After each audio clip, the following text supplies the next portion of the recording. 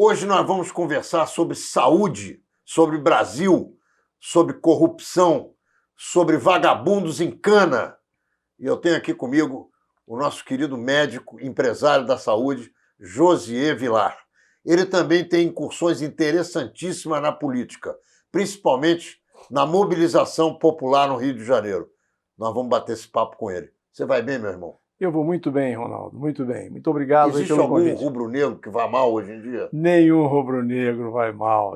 Só estou assim, ansioso porque esse dia 23 está ficando meio incerto para a gente qual vai ser o nosso destino. Se vai ser Assunção, se vai ser Santiago, se vai ser Miami. Mas aonde for, lá estaremos, com certeza absoluta. Isso eu não abro mão.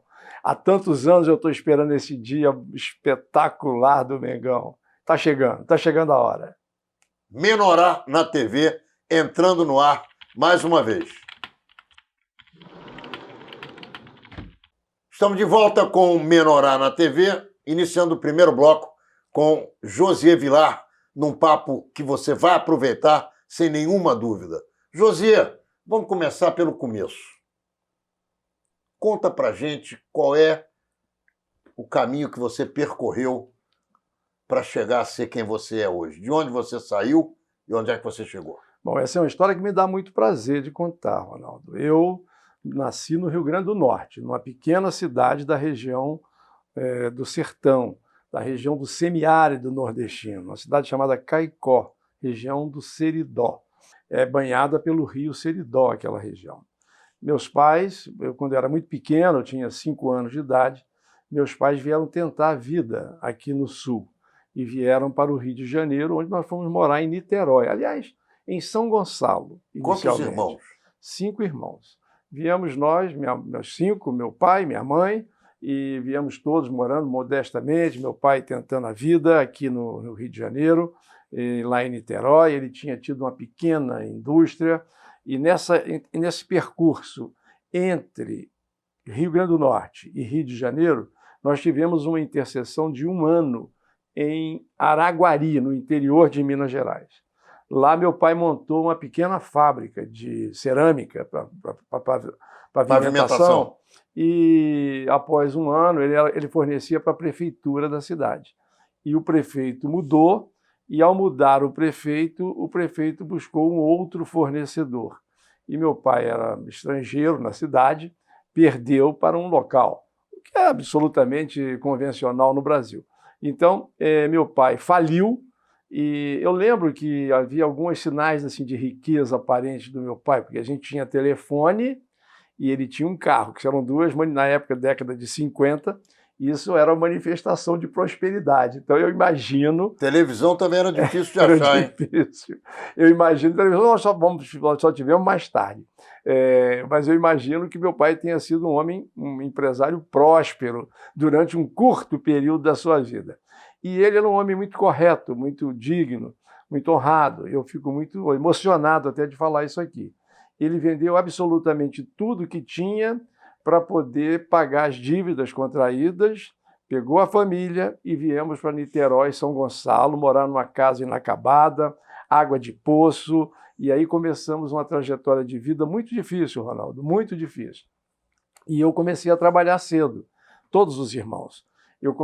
Aí mudamos para Niterói, eu com 11 anos de idade já comecei a trabalhar numa casa lá de um vizinho que fabricava. Ele engarrafava, botava perfume no vidrinho, e a minha função aos 11 anos de idade era fechar o vidrinho com aquela borrachinha e meter a etiquetinha, colar, e aí ele botava nas caixinhas para ele vender aquilo para alguém. Você tinha salário? Ele ganhava um saláriozinho lá, entendeu? Aos 11 anos, mas trabalhava à noite só. O que você fazia com o dinheiro? O dinheiro eu dava para minha mãe. Inteiro? Inteiro. Ela, de vez em quando ela dava um pouquinho para mim também. Não comprava nem figurinha? Sobrava um pouquinho para comprar uma figurinha, para comprar uma bombinha de São João e tal. E assim era a vida. E com 13 anos de idade, eu tinha conseguido eu tinha entrado... Eu sempre estudei em escola pública. Primário, depois tinha ido para o secundário, na escola pública. E meu pai, minha mãe, então, precisou que eu trabalhasse de dia. Meu pai também, porque eu ganhava muito pouquinho. E ele nunca mais se aprumou na vida, meu pai. Nunca mais se aprumou. Depois que faliu, e o final de vida dele foi dependente dos filhos, inclusive, de nós, para suportarmos as despesas dele. E ele, aos 13 anos, eu parei de estudar de dia e fui estudar à noite, para poder trabalhar como office boy de uma empresa que era a Metrópole Imóveis, lá em Niterói, que não existe mais. E aí eu trabalhava nessa empresa como office boy. E aí quando eu ia sair, o office boy naquela época, você tinha que ir no banco, ficava numa fila gigante para fazer pagamento e coisa. E as secretárias todas do andar, quando eu ia saindo, ela falava: José, você não pode pagar para mim isso, pagar aquilo, né?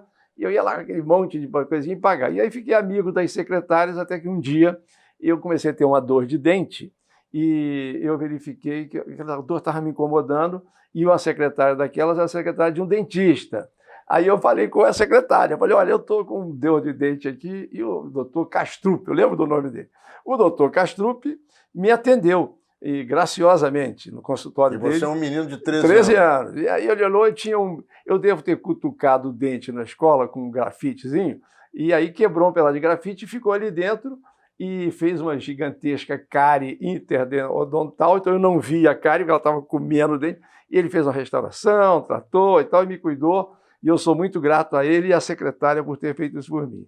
E eu continuei trabalhando ali aos 13 anos, de noite estudando, e fui crescendo na vida. Quando chegou aos 17 anos, eu já não era mais office boy, eu era datilógrafo da empresa, e a empresa fazia assim, vendia, Ronaldo, era muito engraçado, porque a gente vendia imóveis, aí eles vendiam imóveis, e era assim, 120 coisas, como chamam, promissoras que você tinha que datilografar. Talvez a maioria das pessoas que estejam nos vendo aqui não sabe nem o que é isso, a datilografia. Minha filha não sabia o que era debaixo do datilográfico.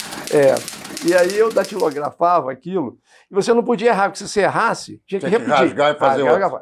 Então eu me transformei num exímio datilógrafo. Exímio datilógrafo. Precisava. Eu vou te contar por que eu estou contando essa história. Não, mas isso é importante. Eu só quero, antes que você continue, você diga como é que o Flamengo entrou na tua vida. Ah, meu irmão, isso foi o meu irmão, o querido irmão mais velho, que era flamenguista, doente, e o primeiro saláriozinho, esse meu irmão, foi de ser trocador de ônibus. Todos nós trabalhávamos, cada um numa função, tudo pequeno. Antigamente você tinha carteira de menor, entendeu? É verdade. Eu tinha uma carteira, eu podia trabalhar. Hoje que não pode mais. Até eu acho que é justo não que trabalhe mesmo, não, se não puder, porque você corta um pedaço da sua alegria infantil. Especialmente eu adorava futebol e eu tinha que deixar de jogar futebol para poder ir trabalhar. Então, mas às vezes é necessário e é importante. A vida. Não trago isso como rancor, não. Você não ficou pior por causa disso, muito pelo contrário. Pelo contrário. Melhor. Eu acho que sim. E aí eu entrei na vida do Flamengo assim. Eu era tão roxo flamenguista, eu pobre de Jó. Eu sonhava assim, se eu ganhar na loteria, que naquela época não era loteria esportiva, era uma loteria. Vou comprar um jogador assim pro Flamengo. Vou comprar um jogador pro Flamengo. Mas nós éramos dois iguais, então. Eu pensava assim. Hoje eu falo, caramba, eu não pensava em ajudar a minha família, a mim mesmo, não. Era comprar um jogador pro Flamengo que eu tivesse da minha. Mas você estava dizendo, teu irmão era mais velho e ele te trouxe o Flamengo. E ele me trouxe o Flamengo, pro coração. Aí eu me transformei num flamenguista roxo e transformei o meu filho na mesma coisa que eu. Mas você estava me contando. Aí eu escuto essa, Ronaldo, que você vai gostar desse pedaço da história, porque eu também gosto. Quando eu completei 18 anos, eu já tinha decidido fazer medicina. Por que eu decidi fazer medicina? Porque eu morava num bairro lá em Niterói chamado São Domingos, na rua José Bonifácio. E lá tinha um médico que eu adorava, Dr. João Nemer. Eu adorava o Dr. João porque ele era um médico, típico médico de bairro. Era um senhor que não tinha um braço, ele tinha um braço artificial, não sei o quê, e ele entrava assim, nas casas das pessoas, cuidava das pessoas e recomendava às famílias como proceder, do ponto de vista sanitário, da prevenção, disso, daquilo. E todo mundo tinha um respeito por ele, uma gratidão por ele. E eu falava assim, eu quero ser igual ao Dr. João. E o Dr. João eu não conheci, já faleceu, mas pelo sobrenome dele, origem libanesa. Não, ele era libanês. Era libanês. Dr. João Nemer. E nos domingos, como a minha família era muito pobre, o Betinho, filho dele, era muito meu amigo. E eu ia para a casa dele e o Dr. João Nemer fazia questão que eu almoçasse na casa dele, tá entendendo? Até naquele almoço que eu não tinha na minha casa. Você imagina aquelas mesas de comida árabe todo domingo? Era uma coisa gigante, ele tinha muitos filhos. e todos sentavam, se congraçavam, era uma coisa maravilhosa. E eu falava, porra, doutor João é o cara. Tá Quero entendendo? ser igual a ele. Quero ser igual a ele. Aí você fez 18 E anos aí, e foi quando para a eu fiz exame, faculdade. eu fui fazer medicina. Mas eu fui fazer medicina, Ronaldo, assim, eu não tinha dinheiro para pagar um curso pré-vestibular. Trabalhava de dia, e estudava à noite.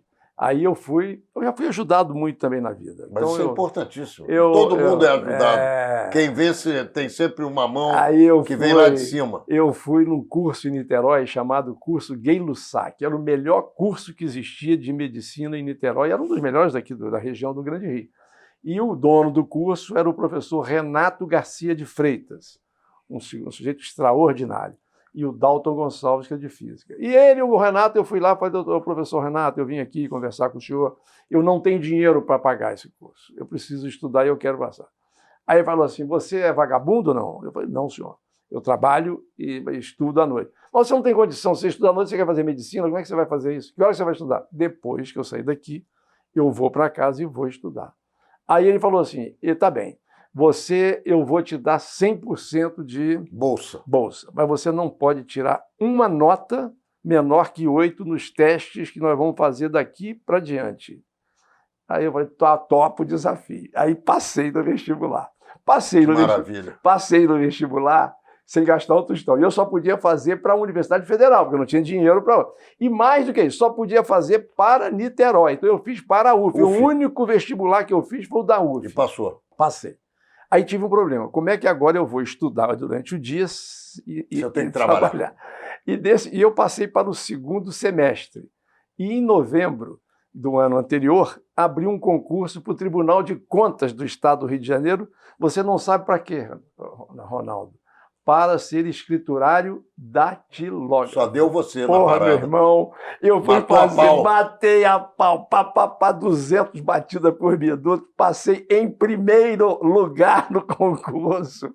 E aí eu entrei para o Tribunal de Contas. E ganhou uma grana para manter. Fiquei durante os primeiros 6 meses ali. Aí, no 7º mês, eu tinha que passar. Aí eu estou te falando, a dona Elza Magalhães, não estou lembrando os nomes como se fosse hoje, estou vendo a dona Elza aqui na minha frente. Eu falei, a dona Elza, que era minha chefe no Tribunal de Contas, falou assim, José, vem de noite para cá, faz o trabalho no dia seguinte. E eu guardo para você e está resolvido. Fiquei assim durante um ano, passado um ano, o chefe geral lá, o ministro-chefe lá, reclamou que eu não podia fazer isso. Aí ela falou, não, mas deixa que ele está trabalhando muito, e aí eu vou dobrar o número de coisas dele. Ele achou que eu estava trabalhando pouco. Aí sabe o que ela fazia, Ronaldo? Ela fazia metade do serviço. Ela botava, porque lá antigamente você tinha que botar no final do negócio as suas iniciais. Eu botava JMV, Josier Marques Vilar, barra não sei o quê, papapá. Ela botava, datilografava e botava as minhas iniciais para dizer que tinha sido eu que tinha produzido. Então, a minha produção. Cara, essa mulher, para mim, merece tudo. Foi a metade da minha vida profissional. Devo a ela muito. Se Deus quiser, onde ela esteja, está ouvindo agora aqui o meu reconhecimento. Maravilha. Mas então você, aos 18 anos, entrou na faculdade, passou o tempo todo e foi fazer residência onde? Lá na universidade mesmo, no Antônio Pedro, em Niterói. Eu fui residente. Terminou a residência, eu fiz um concurso para professor e passei no concurso para professor. Durante 20 anos eu fui professor de clínica médica, professor adjunto, cheguei a professor adjunto 4. E você também tinha teu consultório? Consultório, hospital. E depois fui ser médico da Varig, tinha um departamento médico aqui no Rio de Janeiro espetacular e eu trabalhava 4 horas por dia no departamento médico da Varig. Trabalhava na universidade de tarde dando aula e nos fins de semana dava plantão para completar a minha carga horária lá no hospital universitário. E aí? E aí, meu irmão, eu construí a minha vida. Eu comecei a construir minha vida durante 20 anos, construí minha família, meus filhos aqui, todos. E a partir dessa... Você tem 4 filhos? Tenho 2 filhos, um casal, Rodrigo e Mariana. E sou casado com a mesma mulher há 40 anos. Corajoso. Corajoso. E ela também? Ela também, mas eu sou feliz com ela. E ela também é comigo. Isso é bom. E sou feliz com meus filhos também. E aí, eu fiz essa construção, depois de 22 anos de atividade profissional, eu resolvi empreender. E aí eu montei uma empresa de home care. Eu estava, como eu te disse, que eu era médico da Varig, eu estava em Los Angeles, vendo um programa desses de tarde de televisão, eu tinha feito a minha tese de mestrado em manifestações pulmonares da AIDS, naquela época, no início da doença. Não havia No remédio. mundo não havia remédio, só tinha o AZT, que era uma droga inicial, que não, todo mundo morria.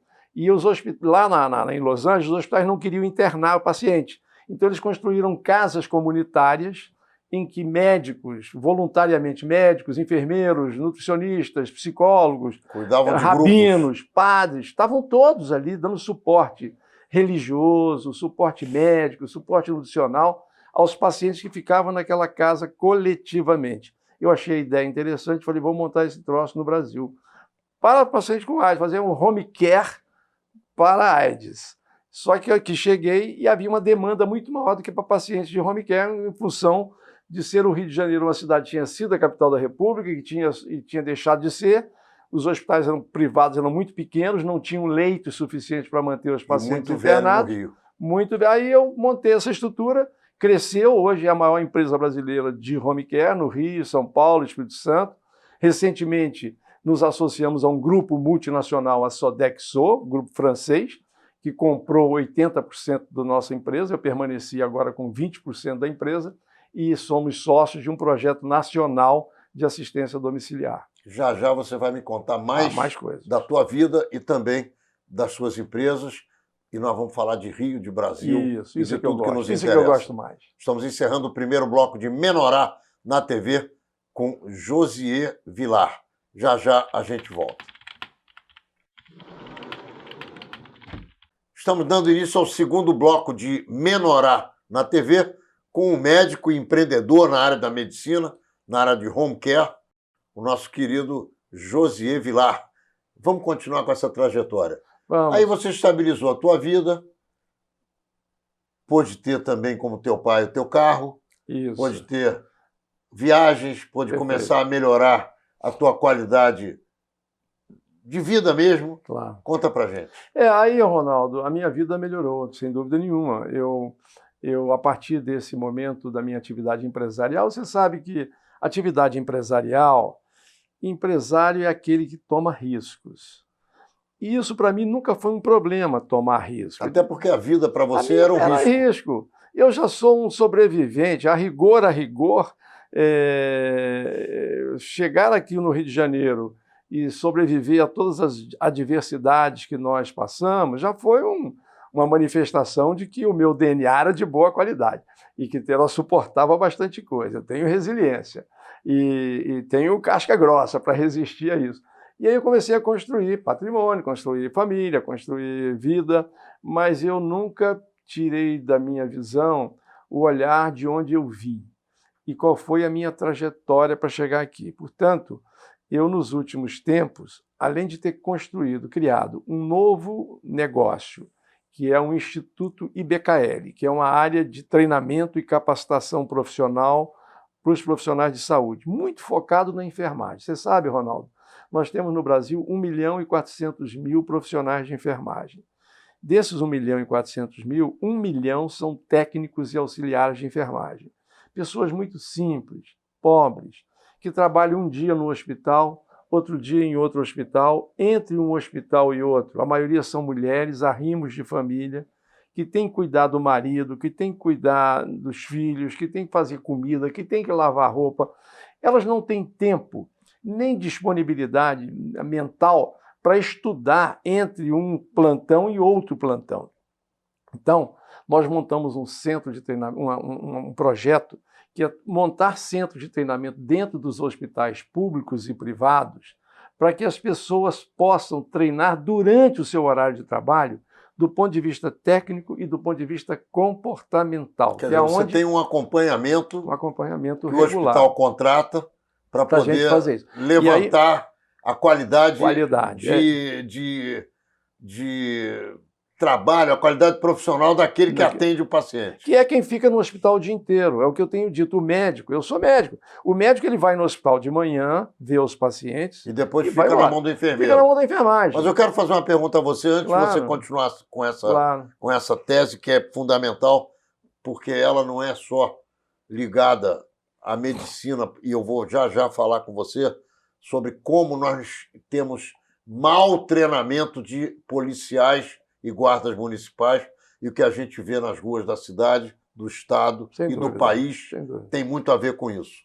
Eu quero perguntar a você qual foi o sentimento que você guardou de toda essa tua trajetória. Olha, eu acho o seguinte, Ronaldo, primeiro eu tenho um sentimento de gratidão com quem me ajudou. Esse é o principal sentimento que eu tenho. Eu fui muito ajudado e eu acho que a gratidão é um sentimento que a gente não pode apagar do nosso coração. Mas você concorda que você tem que aduzir as ajudas que te deram, o fato de que você também se ajudava? Não, senão ninguém ia te ajudar coisa claro, nenhuma? Claro, sem dúvida nenhuma. Você tem que querer, você tem que ter determinação, você tem que ter foco no que você deseja, você tem que buscar isso. E você tem que construir a sua vida com base na sua reputação, que é o grande legado que meu pai deixou. Meu pai sempre me dizia assim, Ronaldo, José, quando você não tiver nada para falar, fale a verdade, sempre. Que você vai ver que quando você fala a verdade, as pessoas vai funcionar. E eu aprendi isso na minha vida. E eu carrego isso como um mantra. E eu falo a verdade para as pessoas. Eu sou muito. A gratidão é um fundamento importante na minha vida pessoal e na minha vida profissional. Além disso, eu vou te dizer um negócio, Ronaldo. Eu amo a medicina. Eu sou um empresário, graças a Deus, bem-sucedido. Eu não tenho mais necessidade de estar trabalhando, já podia estar fazendo na minha vida uma coisa mais amena, mas eu gosto da medicina.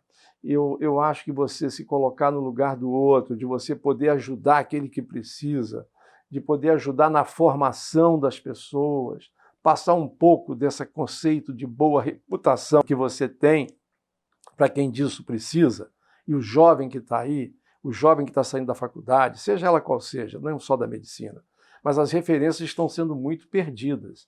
A gente vê os políticos brasileiros que deveriam ser líderes apaixonantes, transformadores, que criassem pessoas com vontade de desenvolver um país, que trouxesse paixão, que trouxesse, que nos transformasse em pessoas melhores. Eles dão maus exemplos e os jovens hoje já não têm mais essa referência de qualidade. Isso é que eu tenho tentado fazer em todas as atividades que eu posso participar, como cidadão, inclusive. Eu me dedico muito, de uma boa parte do meu tempo, à questão da cidadania na nossa cidade do Rio de Janeiro. Você sabe, eu sou cidadão carioca honorário, ganhei o título de cidadão honorário da Câmara dos Vereadores e da Assembleia Legislativa aí do Estado.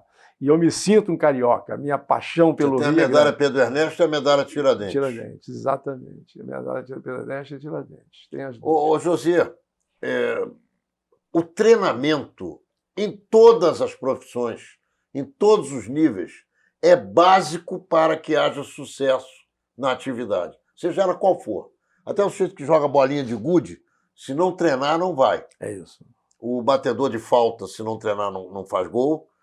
E o profissional, em qualquer área que ele estiver, ele não consegue, porque ele não tem expertise. E o que nós estamos vendo no Brasil é empurrando com a barriga sempre. Isso não nos levará a lugar nenhum. Qual é a tua opinião a respeito? Eu penso assim, Ronaldo, tem uma diferença substantiva entre você treinar e você capacitar. O treinamento é o método repetitivo. Por exemplo, o nosso Zico, o nosso Galinho, ele terminava os treinos, ele ia treinar, bater falta. Treinava, repetia. Isso é método repetitivo, é o treinamento. O que é capacitação? Capacitação é a compreensão do que você tem que fazer. De tomar decisão. Isso. Essa tomada de decisão é o seguinte: na hora de bater o pênalti, quem é que vai lá e pega a bola e bota embaixo do braço? Eu que vou bater esse pênalti. Porque além de eu ter treinado, eu tenho a liderança, a capacidade de fazer isso, eu tenho que ter inteligência emocional para fazer isso. Então, capacitar as pessoas para tomar a decisão, você falava há pouco da questão do policial, da questão do professor. Nós temos bons policiais que são bem treinados para dar tiro.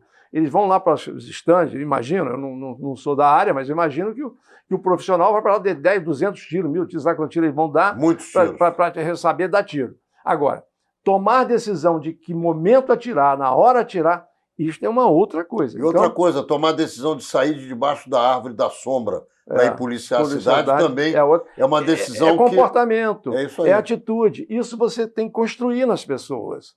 Isso não nasce naturalmente. Mas isso depende da liderança do chefe. O líder que faz. E aí não existe essa liderança. Não existe liderança transformadora na nossa cidade, no nosso Estado e no nosso país. Infelizmente, o país vive um momento quase de anomia, de ausência de regras para funcionamento. Então, isso é muito ruim. Isso é muito ruim para o futuro que nós... Juro, Ronaldo, quando eu era menino, eu imaginava que nessa altura da minha vida, o Rio de Janeiro seria um paraíso para a gente viver. Porque esse era o futuro que eu esperava encontrar e, lamentavelmente, a nossa geração ela não conseguiu construir isso, por alguma razão. Várias razões aconteceram, mas as lideranças foram cortadas, a capacidade de construção coletiva, a individualização, os sonhos acabaram. Eu não tenho nenhum fascínio pelo comunismo, mas eu devo reconhecer que existia uma utopia comunista no mundo, de um mundo leve, suave, todo mundo generoso. E como essa utopia desapareceu, nós ficamos meio desnorteados, Ronaldo. Cada um faz aquilo que deseja, que quer, cada um quer construir os bilhões, os milhões, sei lá como, a qualquer custo e a qualquer preço. Eu me lembro que tinha um programa de televisão do Silvio Santos, que todo mundo gostava, e o Silvio Santos falava, topa tudo por dinheiro. Era um programa, um negócio... Um quadro dentro do programa dele. Topa tudo por dinheiro, aos domingos. E ele pegava um aviãozinho assim de nota... Ele continua fazendo a mesma coisa. Isso. Jogava assim, as pessoas se jogavam, enlouqueciam para pegar aquela notinha e tal. E esse topa tudo por dinheiro passou a ser uma regra quase comportamental generalizada da sociedade brasileira. Junto com quero levar vantagem em tudo. Quero levar vantagem em tudo. Então isso é muito ruim. O nosso queridíssimo Gerson, coitado, construiu uma frase que se perpetuou. Na verdade, não foi ele que construiu, foi uma agência de publicidade. E que botou na lei de Gerson como sendo dele. Até hoje ele reclama disso, que ele não teve nada com a construção da frase, apenas verbalizou. Mas o país passou a viver em função disso. Desse tipo de Topo tudo por dinheiro e quer levar vantagem em tudo. Mas você não acha também que esses dois vetores que expressaram um momento brasileiro saíram do peito de cada brasileiro porque era assim que as pessoas queriam viver? Ronaldo, eu tenho dúvida disso. Eu acho que antropologicamente o brasileiro não se difere em absolutamente nada de qualquer cidadão do mundo. Não tenho dúvida, mas a sociedade... A sociedade ela foi moldada para isso. Ela foi moldada nesse sentido. Eu acho que isso foi uma construção. Eu não diria, não tenho essa teoria conspiratória de que alguém construiu um modelo de sociedade para chegar onde nós chegamos. Mas essas escolas liberais, exageradas, que a questão da grana passa a ser o fundamento para qualquer coisa... Mas o Brasil foi construído em cima de quem veio de Portugal com essa finalidade. É possível. Não é assim? É possível. Eu nunca parei para refletir com profundidade no que você está afirmando, mas é bem possível que aquele extrativismo que chegou aqui com a família real, de tirar tudo, sacar tudo que era possível, tenha transformado a nossa sociedade nessa sociedade autodestrutiva, antropofágica quase, em relação àquilo que a gente tem. Ô, Josias, outra questão terrível é a questão da escravatura. Trazer gente obrigada a se escravizar e não dar a essa gente condições de vida depois de que a escravidão saiu da mira da sociedade, eu não sei o que a gente poderia esperar de melhor. É verdade. A escravidão é uma mancha muito forte na nossa sociedade e eu também não sei como reduzir isto. Eu acho que nós temos que enfrentar. Eu estou começando a ler o livro do Laurentino, Escravidão, eu não estou nas primeiras páginas. E até para poder fazer um melhor juízo de valor, de como que a gente pode pensar uma solução de acolher a população negra do Brasil. Nós temos que construir alguma coisa socialmente adequada para garantir a mobilidade social das pessoas, dos pobres, muito pobres de Maré, Messi, e dos negros que nós temos um débito com essa população no Brasil. Eu acho que a sociedade como um todo tem um débito com a população negra, que deu uma contribuição gigantesca para o nosso desenvolvimento. Não é verdade? Nós fomos visitamos, eu fui recentemente àquela região aqui da zona do café aqui do Rio de Janeiro, aquelas Valença, Vassoura, um festival que tem por ali, de fazendas espetaculares, e tudo construído com a contribuição do negro que vinha, porque nenhum branco queria trabalhar naquela região, era só os donos que iam para ali e tal. E aí essa construção foi muito feita em cima dessa população. E eu acho que nós, no Brasil, temos uma dívida assim, moral, né? Que eu acho que a gente deveria repensar, como temos com a África como um todo. Eu acho que o mundo tem uma dívida com a África, que da mesma forma que nós temos com o Brasil, com os negros no Brasil. Então eu penso que se a gente reunisse o mundo inteiro com esse propósito, eu já vi tantos líderes que pensam assim, cara, é possível. Eu acho que a gente tem que acreditar que é possível uma construção coletiva que transforme a sociedade numa sociedade mais justa, mais fraterna. Desigualdade econômica sempre vai existir, isso não é o problema. Agora, essa assimetria, essa desigualdade tão gigantesca entre as pessoas, isso não é razoável, isso não é razoável. Muito bem, nós estamos encerrando o segundo bloco de Menorá na TV com o nosso querido Josier Vilar. Já a gente volta. Não sai daí, porque agora nós vamos conversar sobre o Brasil, a política e o Rio de Janeiro. Estamos iniciando o terceiro bloco de Menorá na TV com o José Vilar. Ele é médico e é empresário na área de saúde. Ele montou o primeiro home care no Brasil. E nós vamos falar um pouquinho sobre isso, porque já a gente vai entrar no tema importante também, que é política no Rio e no Brasil. José, e o home care? O home care agora é o seguinte, Ronaldo, nós estamos montando agora uma plataforma tecnológica baseada em telemedicina para fazer toda a gestão da saúde populacional alcançável em domicílio. O que significa telemedicina? Telemedicina é uma plataforma que, com base em algoritmos, você constrói a partir de informação que você tenha das pessoas. Eu preciso ter fundamentalmente 3 linhas de informação: seus dados genéticos, seus hábitos de vida e as suas condições socioeconômicas. Se eu construo com base nessas informações, eu cruzo esses dados e a inteligência artificial, utilizando algoritmos, constrói as probabilidades de você desenvolver doenças. Então, eu vou monitorar você através de telemedicina. Aí tem telemedicina, teleconsulta, telediagnóstico, teleconsultoria, tem um monte de... Você não precisa sair de casa para ser tratado. Você vai ser tratado em casa, mas não só ser tratado.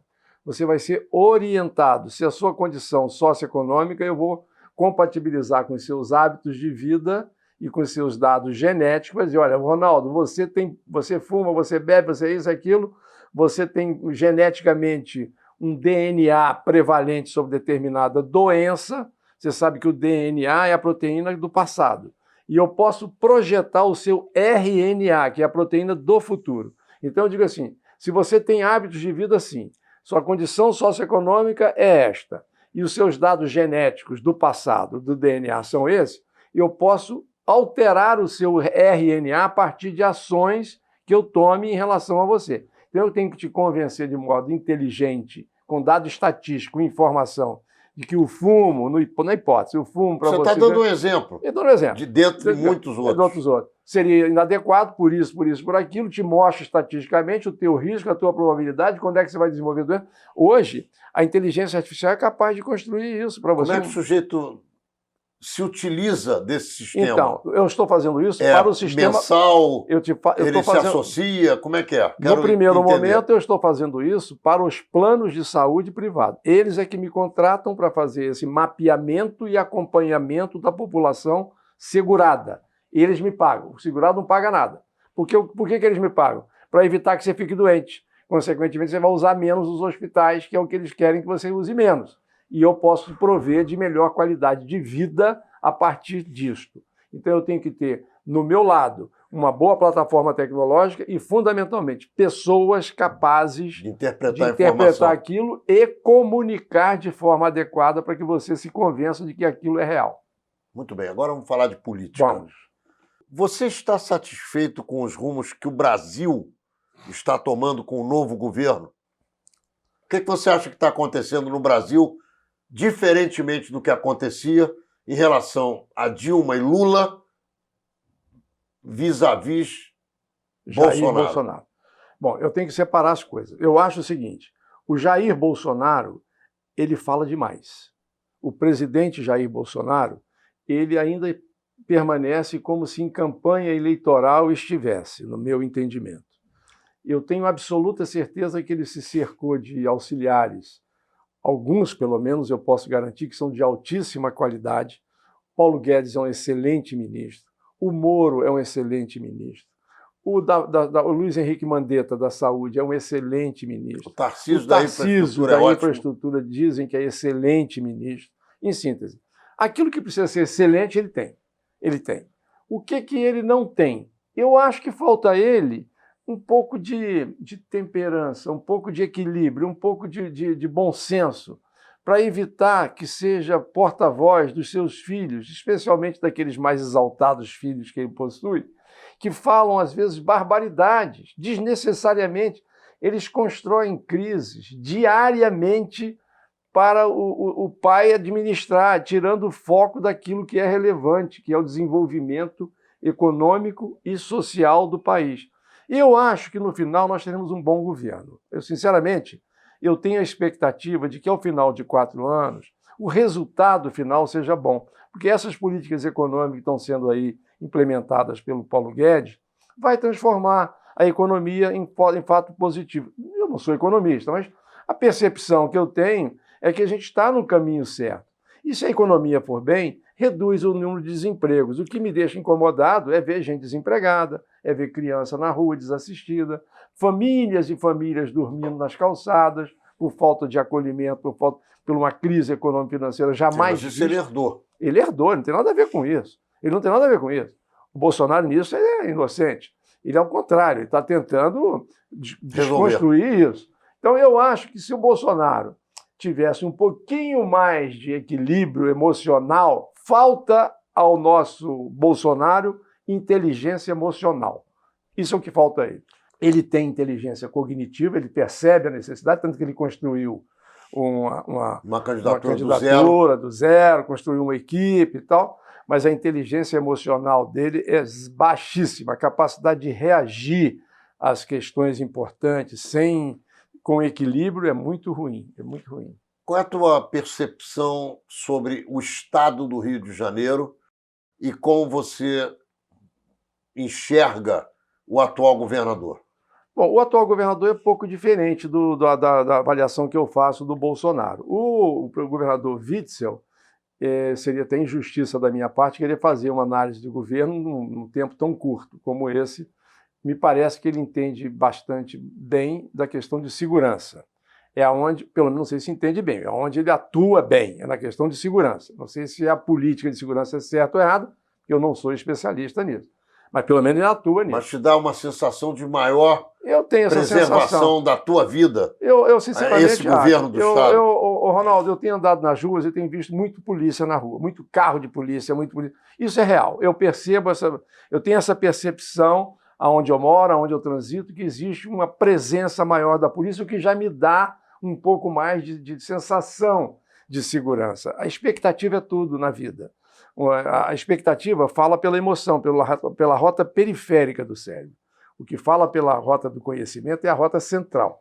Então, quando você mexe com a rota periférica, que é a emoção, você trabalha com as expectativas. Então, a minha expectativa é que houvesse mais policiamento de rua. Isso é o que está acontecendo. Agora, eu não sei, se você me perguntar quais são as políticas públicas que o governo Witzel propôs para a educação, para a saúde, para transporte, para habitação, para isso, para aquilo, eu não conheço e acho que não existe nada. Você tem uma sensação de que esse governo pode dar certo? Esse governo do Witzel se construiu uma plataforma de política pública. Eu não consigo entender nada sem planejamento. Eu sou empresário, eu tenho que planejar as coisas.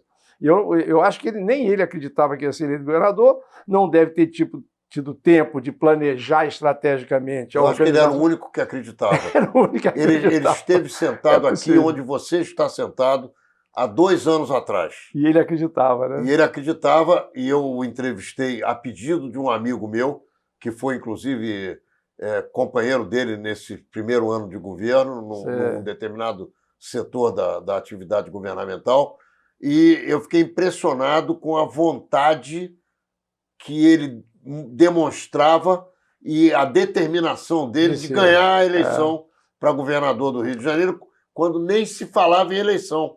Ele apareceu aqui como pré-candidato. Isso é interessante. E ele impressionou. Isso é interessante. Eu me lembro quando o Pedro Malan era ministro da Fazenda de Fernando Henrique Cardoso, perguntaram a ele: Malan, você quer ser candidato a presidente? Ele falou assim: olha, para você ser candidato a qualquer coisa, você tem que ter vontade de ser, você tem que ter habilidade para ser e você tem que ter voto. Eu não tenho nenhuma das três coisas. E ainda tem uma quarta que ele não falou, tem que ser meio maluco. Isso é doido. Pode ter certeza disso. Porque eu já fui candidato a cargos majoritários e eu estava completamente maluco. O Witzel tinha uma delas, pelo menos, tinha vontade de ser. Mas você tem habilidade. E ele não sabia que tinha voto. A habilidade ele ainda não demonstrou para ser o governador de todos, do ponto de vista de organizar o Estado do Rio de Janeiro. Vamos falar do... Mas vamos torcer por ele. Sem dúvida, estamos torcendo por nós. Por ele. Eu torço. E a cidade? Não, isso é uma tragédia. Agora, aí, eu não tenho mais nenhuma dúvida de que o tempo já passou, já temos 3 anos, estamos entrando no 4º ano de mandato do atual prefeito, e definitivamente o prefeito Crivella não tem competências para ser... As competências, habilidade, atitude e conhecimento de gestão pública para ser prefeito de uma cidade tão diversa, tão complexa, tão assimétrica como é a cidade do Rio de Janeiro. Eu acho que foi um acidente de trajeto ele ter sido eleito, ele não estava preparado para isso, ele não é um prefeito que consegue amar a cidade do Rio de Janeiro. O prefeito do Rio de Janeiro é diferente de um prefeito de São Paulo, de outra cidade grande qualquer. O prefeito do Rio de Janeiro tem que gostar de samba, tem que gostar de futebol, de preferência seja flamenguista, tem que gostar da praia, tem que gostar da vida, tem que gostar da música, tem que gostar da arte, tem que gostar da cultura. Isso é o nosso DNA, é o que está para trás da nossa história, Ronaldo. E, infelizmente, não estou falando que ele seja má pessoa, que seja desonesto, nada disso não. Estou dizendo que ele não tem as competências que eu avalio como cidadão carioca para ser prefeito da nossa cidade. Conta para mim como se pode resolver e oferecer uma boa qualidade de vida e de saúde para 250 milhões de pessoas. A qualidade de vida e de saúde para 250 milhões de pessoas não é fácil. Eu acho que a primeira coisa, Ronaldo, isso dá um programa inteiro aqui com você. Primeiro, nós temos que desconstruir o modelo de governança e de gestão do sistema de saúde brasileiro. Nós hoje temos dividido um sistema único de saúde e um sistema suplementar, que é o chamado privado, plano de saúde. Isso é um modelo, eu diria assim, jaboticaba. Isso não existe em lugar nenhum do mundo. No mundo inteiro, o Estado... Ou é um ou é outro. Não, o Estado compra do privado. O setor privado é um mero fornecedor de serviços para o Estado. É assim na Espanha, é assim no Canadá, é assim em qualquer lugar. Certamente Israel, é assim em qualquer lugar do mundo, é assim. Você tem o público e o privado, mas o público compra do privado. Aqui você tem um sistema público separado de um sistema privado. Eles não se falam, não se integram, não tem uma ordem única de organização. Então, a primeira coisa que precisa ser feita para atender os 208 milhões de brasileiros que estão aí é organizarmos um sistema que seja integrado, um sistema unificado de saúde, que integre o setor público e o setor privado. Porque o dinheiro é sempre privado que paga isso. Seja privado do imposto, seja privado do seguro que você paga adicionalmente. Não existe. A única coisa que o Estado brasileiro produz, aliás, qualquer Estado brasileiro eu posso falar, a única coisa que o Estado brasileiro produz é imposto. É a única coisa que é de exclusiva competência do Estado é o imposto. O resto, fora de imposto, tudo pode ser concedido para alguém fazer, desde que tenha regras, que tenha regulamento, que tenha financiamento, que se cobre, que tenha um contrato de gestão. Então, nós vamos ter que mudar o modelo de governança, integrar as informações. Não é razoável, Ronaldo, que hoje eu estou empregado, eu vou no sistema de saúde suplementar, no meu plano de saúde da minha empresa, que o meu patrão comprou e me deu, e aí eu sou atendido lá. Eu perco o meu emprego, toda a informação que eu tinha da minha vida, nos 20 anos que eu trabalhei, perdeu. Fica lá. Eu vou para o SUS, para o SUS, eu não levo nada. Daqui a 2 anos eu volto a trabalhar, tudo que estava no SUS, eu perco e venho para cá e já não recupero, porque aqui já é outro médico, é outro sistema. É uma zona, isso não existe, isso precisa ser mudado. Qual é a nota que você dá para esse sistema? Eu daria nota 6, pelo esforço 6, no máximo. É uma boa nota. É uma boa nota. O camarada passaria de ano. Esse sistema que você está dizendo que não é bom, ele passaria de ano. Mas eu dou uma boa nota em reconhecimento ao esforço dos profissionais de saúde fazem para entregar um pouco da qualidade da assistência. Por toda a dificuldade que a gente tem, você ainda consegue resolver muita coisa da população mais pobre através do Sistema Único de Saúde. Então, eu ainda reconheço isso. Mas nós tínhamos que ter, nós tínhamos que ser como os ingleses, que adoram tanto o seu sistema único lá, o seu sistema nacional, não é sistema único, é o sistema nacional de saúde, que durante os Jogos Olímpicos teve uma grande manifestação durante o desfile inaugural em homenagem ao Sistema Nacional de Saúde inglês. A rainha da Inglaterra, ela homenageou o Sistema Nacional de Saúde como símbolo da união, da unidade, da prosperidade do povo inglês em termos de bem-estar social e em termos de qualidade de vida. Ô, José, a gente precisa de uns 20 programas aí para botar... eu preciso falar do Rio de Janeiro, o que eu estou fazendo também, né? Mas olha só, agora acabou. Você vai voltar aqui você vai me chamar o mais rápido possível. Mas eu quero que você utilize as nossas câmeras e os nossos microfones para se despedir dos nossos telespectadores, deixando a sua mensagem final. Muito obrigado, eu agradeço muitíssimo a audiência. O fato de eu estar aqui hoje, para mim, representa muito. Eu gostaria de agradecer ao Ronaldo, a produção do programa, por estar presente aqui. Eu tenho absoluta certeza que eu amo essa cidade que eu vivo, que é o Rio de Janeiro. Eu preciso que a gente contribua para o Rio voltar a ser uma cidade atrativa para se viver, para se trabalhar, para se empreender e para se visitar. Vocês do resto do Brasil, venham nos visitar aqui das outras cidades. Nós precisamos receber visitantes aqui e mostrarmos aqui o carinho com que o carioca recebe a todas as pessoas do Brasil e do mundo. E eu acho que se nós conseguirmos trabalhar em busca desses 4 fundamentos, viver, trabalhar, empreender e visitar, o Rio volta a ser aquela cidade do futuro que eu imaginei quando os meus filhos eram pequenininhos. Muito obrigado. Menorá na TV entrando no ar mais uma vez, pelo canal 6 da NET Rio, na quinta-feira que vem, às 10 horas da noite, como todas as semanas fazemos. E você confere aqui embaixo da telinha os dias de repetição e os horários em que você pode nos assistir novamente. Estamos aí, até lá.